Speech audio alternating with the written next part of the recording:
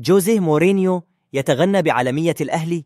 تعليق ناري من مدرب الزمالك بعد الهزيمة أمام الأهلي.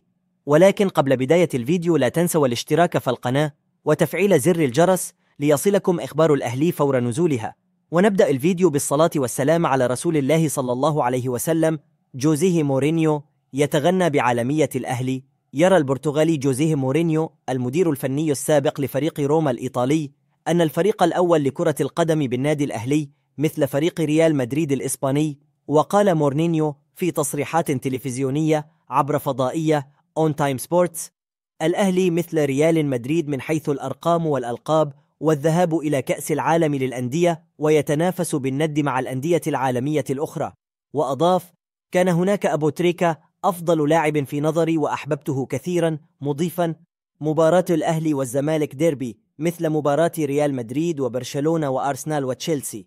وتابع: بعض أصدقائي المدربين سبق لهم تدريب الزمالك وكانت لهم مسيرة رائعة مع النادي. تعليق ناري من مدرب الزمالك بعد الهزيمة أمام الأهلي. قال جوزيه جوميز في تصريحات عقب نهاية المباراة: قابلنا فريق كبير ويمتلكون مدربا كبير، كولر مدرب قدير ويقدم كرة جميلة. وتابع: على المستوى الفني لا نستحق الهزيمة في مباراة وسيطرنا على اللقاء حتى نسب الاستحواذ. قال مدرب عقب المواجهة: مبروك الفوز للأهلي، فريق منظم ويملك لاعبين أصحاب خبرة عالية، هو من أفضل الفرق في الدوري. وأضاف: حضرنا جيدا للمباراة وكنا نعرف أن الأهلي يعتمد على أسلوب الاستحواذ على الكرة، لذلك أردنا اللعب في المساحات الخلفية لهم.